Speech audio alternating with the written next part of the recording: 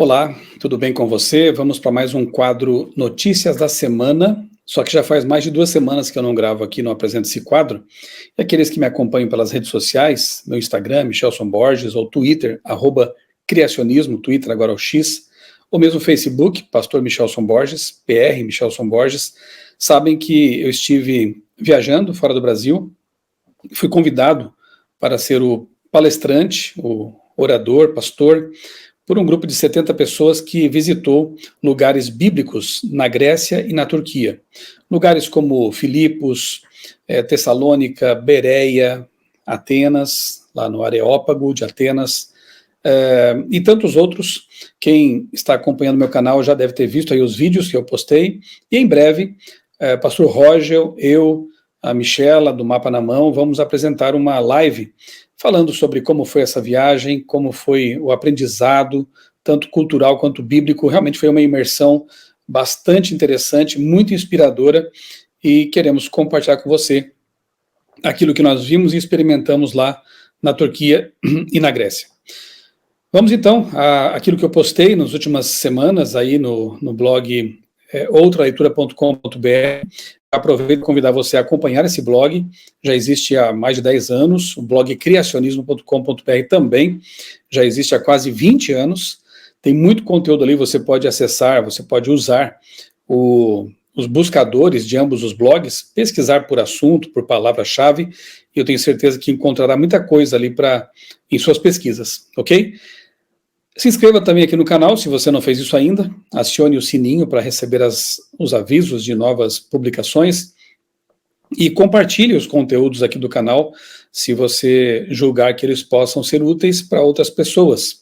Faça comentários também aí abaixo do vídeo ou de outros vídeos, porque assim o YouTube percebe que os vídeos têm relevância e ele acaba divulgando mais os conteúdos aqui do canal, ok? Vamos então às principais notícias e fatos, comentários, assuntos que eu postei aqui no blog outraleitura.com.br, lendo o mundo com as lentes do cristianismo. Esse é o slogan do meu blog desde que foi criado.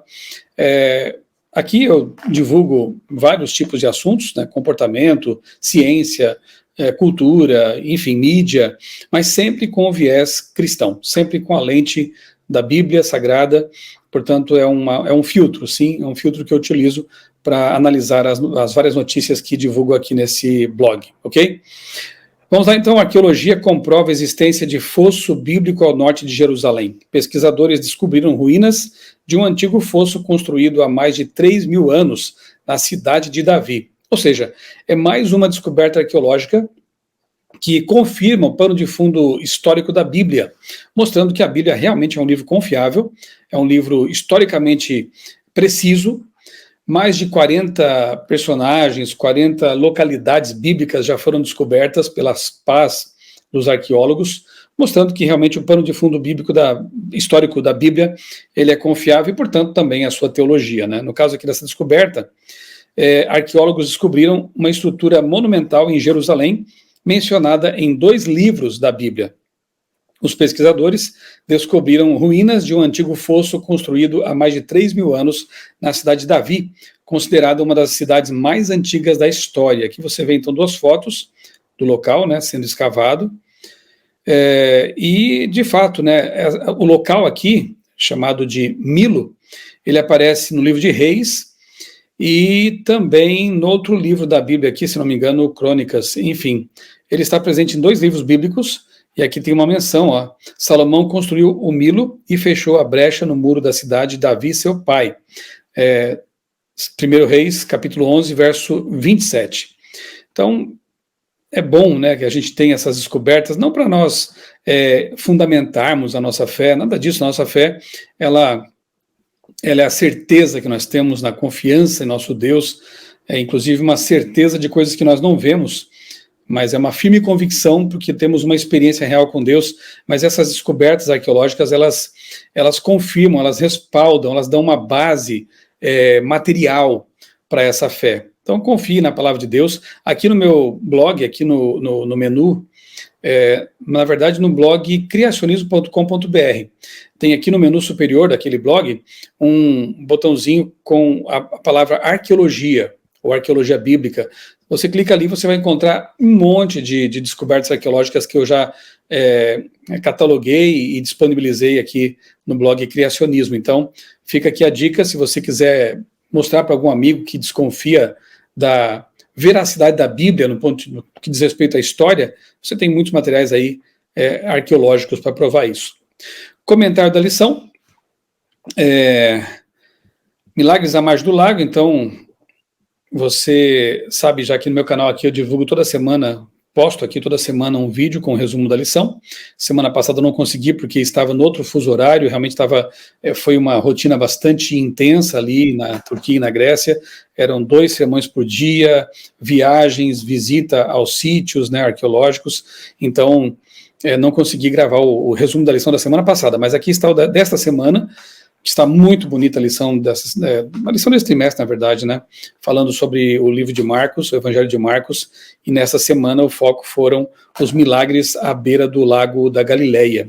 Inclusive, se Deus permitir, se as coisas, né, andarem de modo que seja possível, nós estaremos em janeiro com um grupo, à semelhança do que fizemos agora em julho, né, com um grupo ali na Turquia e na Grécia, estaremos com um grupo lá em Egito, Jordânia e Israel, se Deus permitir, como eu disse, né, será realmente uma viagem também muito marcante, uma viagem cultural, bíblica, e esperamos que seja possível fazer essa viagem.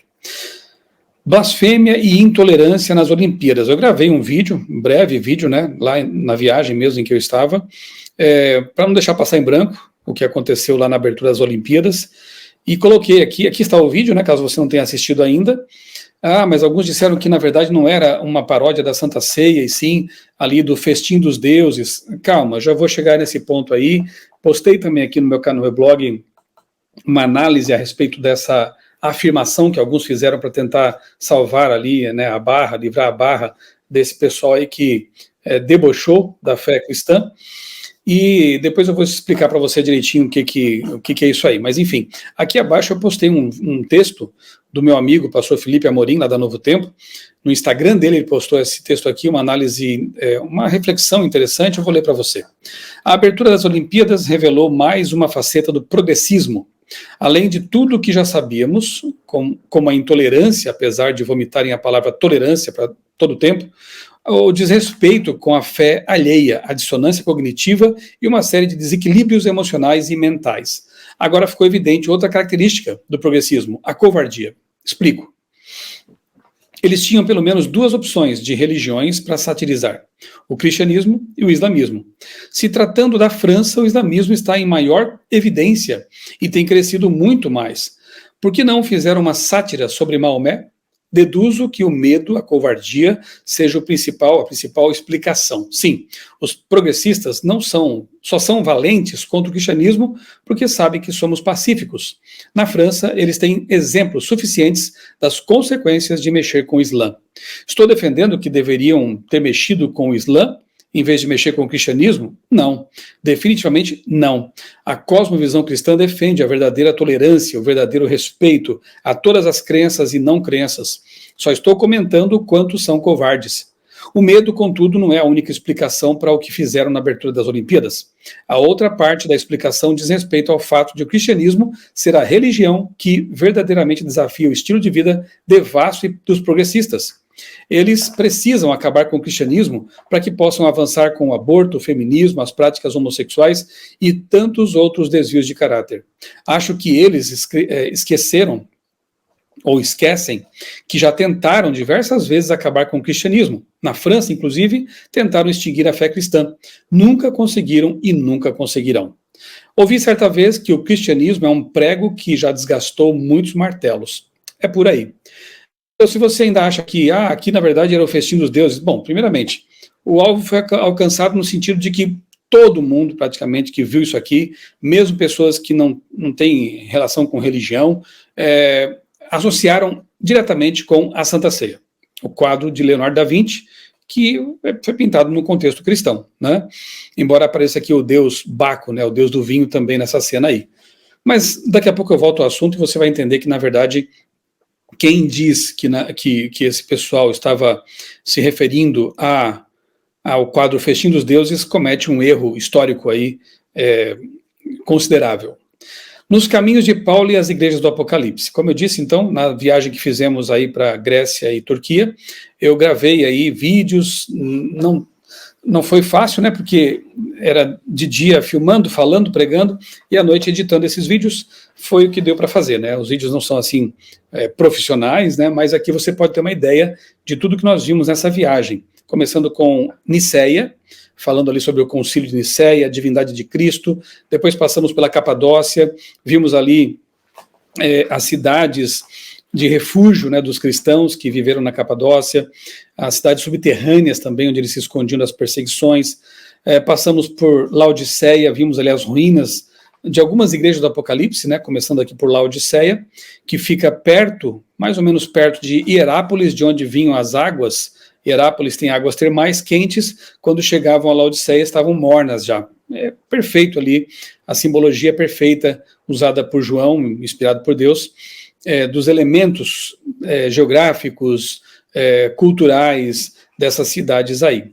Depois estivemos em Éfeso, por onde Paulo e João passaram, né, andaram, ali Paulo estabeleceu uma igreja, a igreja dos Efésios, João muito possivelmente tenha morado em Éfeso também, foi muito interessante estar nesse local. Assista ao vídeo, por favor, você vai perceber ali como foi emocionante. Depois estivemos em Troia, a Troade da Bíblia, né, chamada pelos turcos de Çanakkale, né? Çanakkale, mas é a Troia ou Troade da Bíblia, passamos por lá e fizemos uma reflexão também naquele local. Filipos e o local do batismo de Lídia, a primeira mulher batizada na Europa, né, marcando assim a expansão do cristianismo para o continente europeu. Foi um local muito emocionante, muito interessante de estarmos ali, né, foi muito bom. Esmirna e Pérgamo, também passamos pelas ruínas de Pérgamo, na Acrópole de Pérgamo, foi muito interessante. Tessalônica e Bereia, passamos por lá, hoje uma cidade muito bonita, Tessalônica, e Bereia tem ainda lá um local que marca ali a passagem de Paulo por aquela localidade.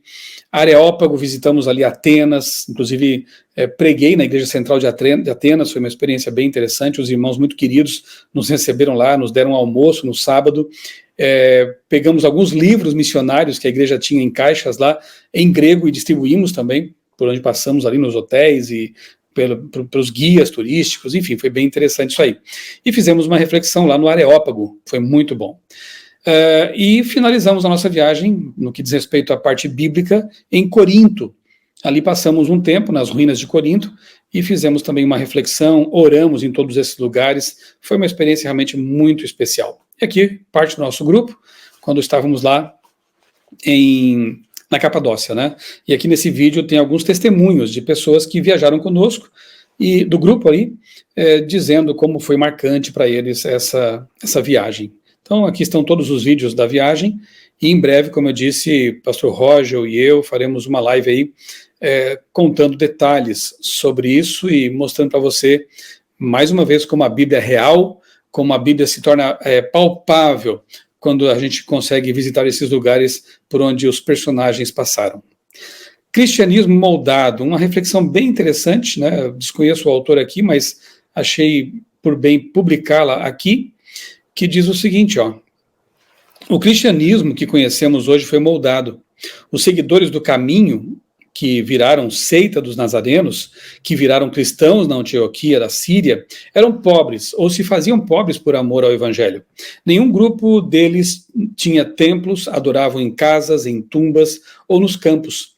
Em 64 d.C., Nero inaugurou uma era de perseguição, tortura e morte que duraria até Diocleciano, no IV século. Nada disso os abalava. Tertuliano, de Cartago, chegou a dizer que o sangue dos cristãos era semente do evangelho. Aí vem Constantino, que em dois passos modifica radicalmente o modo cristão de ser. Em 313 d.C., torna o cristianismo religião lícita. Em 321, religião oficial.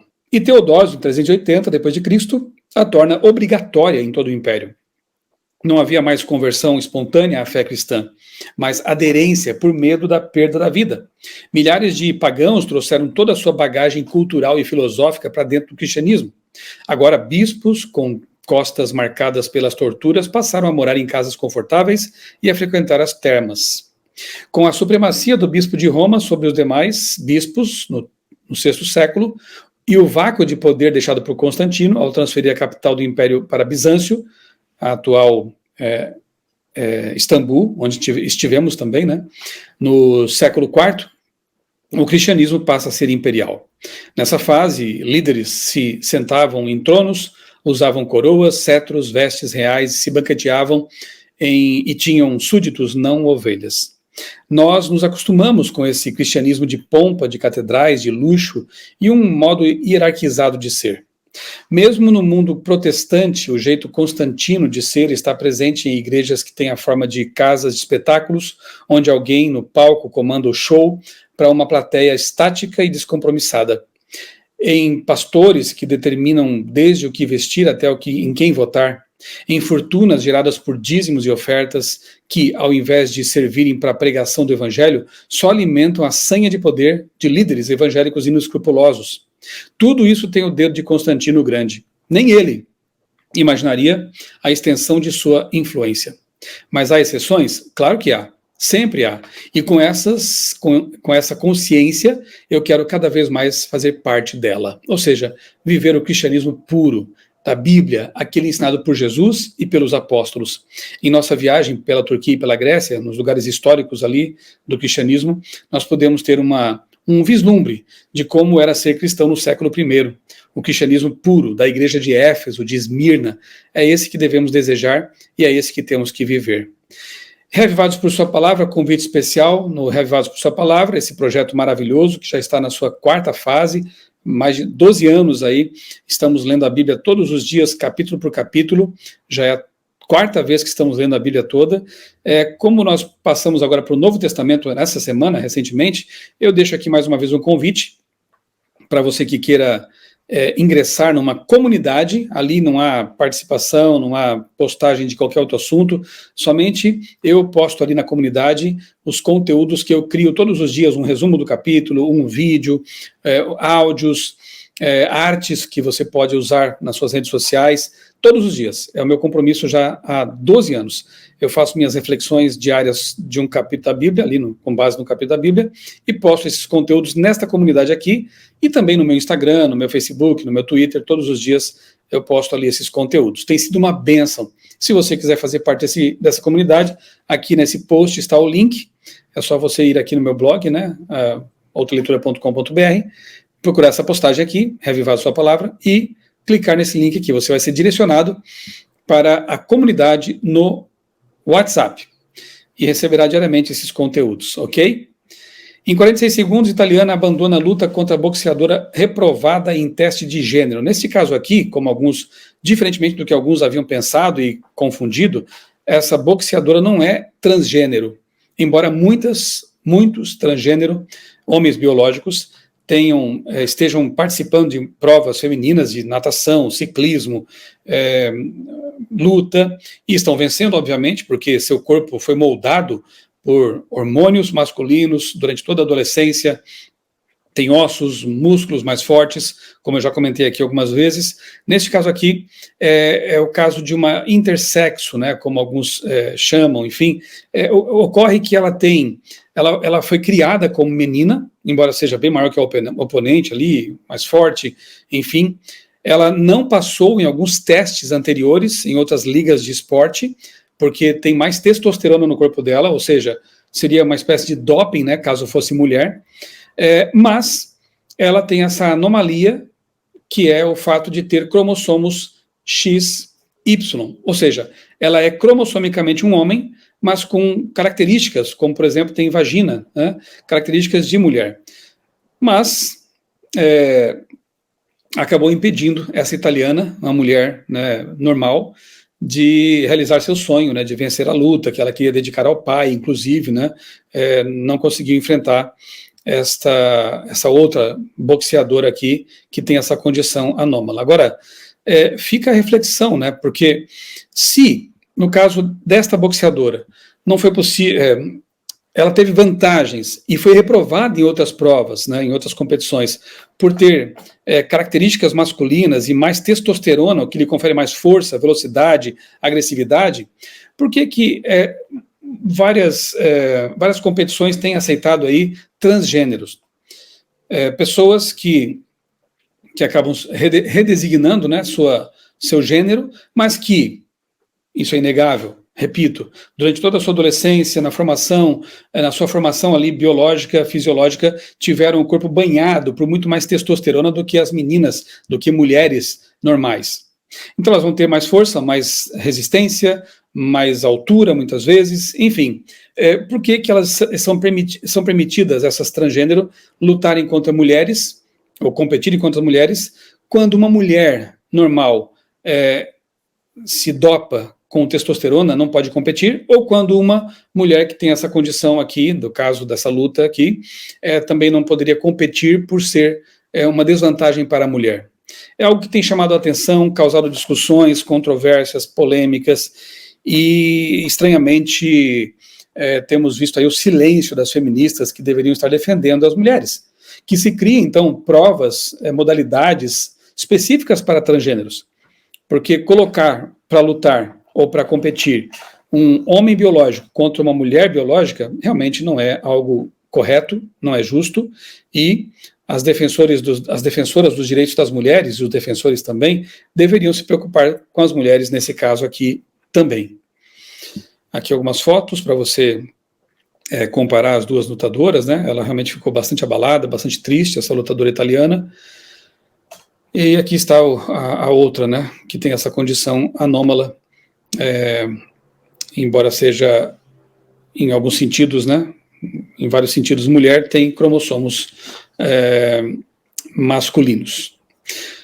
Depois que um homem causou sua paralisia parcial, a jogadora de vôlei Peyton McNabb luta para proteger o esporte feminino. Aqui, nesse caso, sim, foi uma transgênero, né, um homem biológico, que numa disputa, aqui numa partida de voleibol, acho que em 2017, se não me engano, 2022, na verdade, faz pouco tempo, ela tinha 17 anos, é isso. Ela levou uma bolada tão forte, numa cortada dada por aquele homem biológico, que a Peyton teve sérios problemas neurológicos que a impedem de voltar a jogar.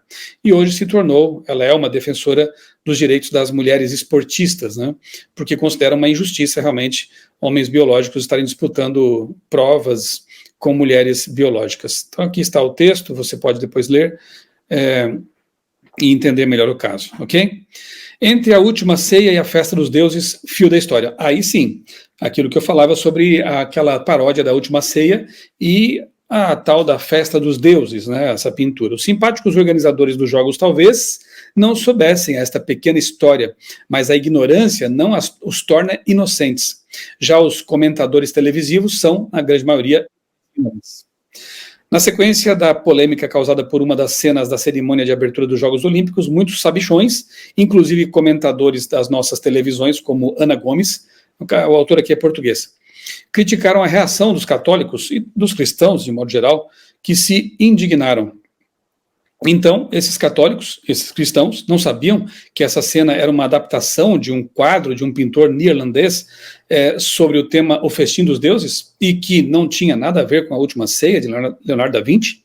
Pois bem, fiz uma pequena investigação que agora compartilho convosco com as respectivas imagens. Então, aqui está o quadro de Da Vinci, A Última Ceia, de 1495, e aqui o quadro de Rafael Sanzio, que é posterior ao de Da Vinci, de 1515, que é a festa dos deuses, o festim dos deuses. Né? Bem, e agora, o que a gente pode falar sobre esse assunto? Né? Essa reforma desencadeada por Lutero, bom, deixa eu ler aqui a legenda do quadro Festim dos Deuses também, e do Leonardo da Vinci. Tá? Com o passar do tempo, essa imagem torna-se ícone desse episódio estruturador do cristianismo, a Santa Ceia. De acordo com o Evangelho, a Eucaristia foi instituída por Cristo nesse momento, que os católicos celebram sempre na Quinta-feira Santa. Nós, cristãos, que não seguimos essa orientação da Eucaristia, enfim, dos sacramentos, né, entendemos que a Santa Ceia tem a sua grande importância, porque ali Jesus, ele de fato estabelece a Santa Ceia, colocando como símbolo de seu sangue, de seu corpo, o pão e o vinho, o suco não fermentado, né, o suco puro da uva, e diz que nós deveríamos celebrar essa cerimônia até que ele voltasse. Então aponta para a volta de Jesus, aponta para o seu sacrifício na cruz, ou seja, é um evento realmente tremendamente significativo para os cristãos. Rafael Sanzio pinta, né, o quadro Festim dos Deuses em 1515, usa o mesmo envolvimento para pintar o Festim dos Deuses num período em que a obra de Leonardo ainda não tinha dado a fama que viria a ter. Estamos no apogeu do Renascimento, no mesmo ambiente intelectual que ainda vai ser usado, por exemplo, por Camões em Os Lusíadas, e a igreja está sedenta de reforma.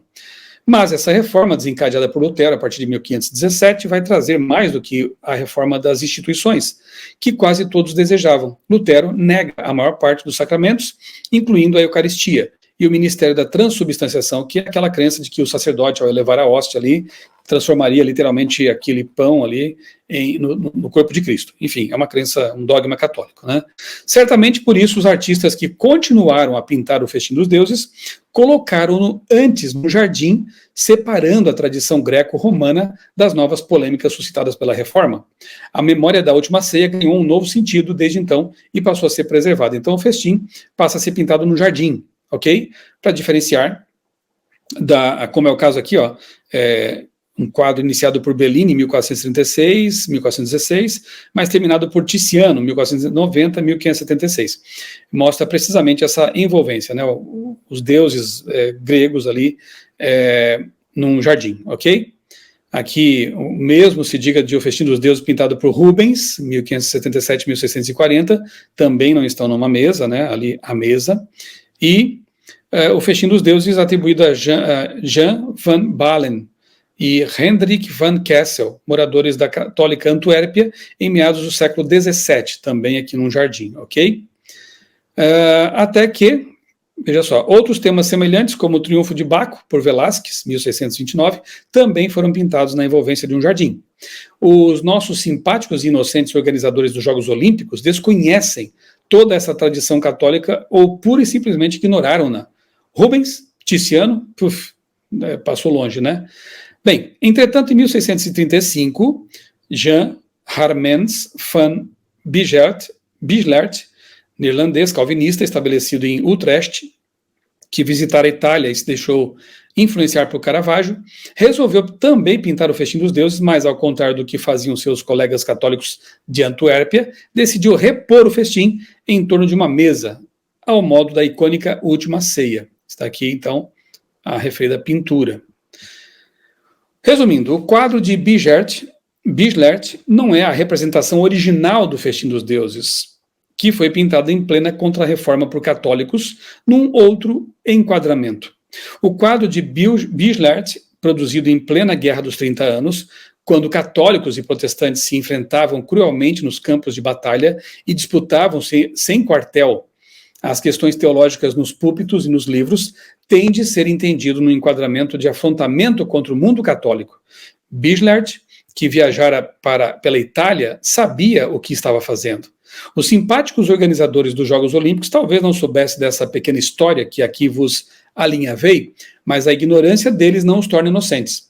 Já os comentadores televisivos, repetindo o que li lá no começo, são de fato, na sua grande maioria, inocentes e ignorantes. Então, não cola realmente essa ideia de que era uma paródia desse quadro e não da Santa Ceia, né? Até porque todos que assistiram entenderam muito bem a mensagem e nós sabemos que esse pessoal gosta de causar, gosta de criar polêmica e afrontar a religião dos outros, desde que essa religião seja uma religião pacífica, né? Porque se for outra, eles têm medo. Bem, então, os vídeos, né, que eu fui postando aos poucos, a lição da semana passada, e terminamos então por aqui as notícias, os posts, os conteúdos que eu disponibilizei aqui no meu blog outraleitura.com.br. Convido você mais uma vez a seguir esse blog, também seguir o criacionismo.com.br. Semanalmente eu tenho atualizado ali os conteúdos, especialmente no blog Outra Leitura, e seguir aqui o meu canal, se inscrever, acionar o sininho, comentar, tudo isso ajuda a espalhar mais esses conteúdos, tá bem? Eu desejo a você um ótimo sábado, um sábado abençoado, e desde já uma semana também de comunhão com Deus, de realizações espirituais, de vitórias ao lado de Jesus. Um abraço, Deus abençoe grandemente a sua vida e também a sua família.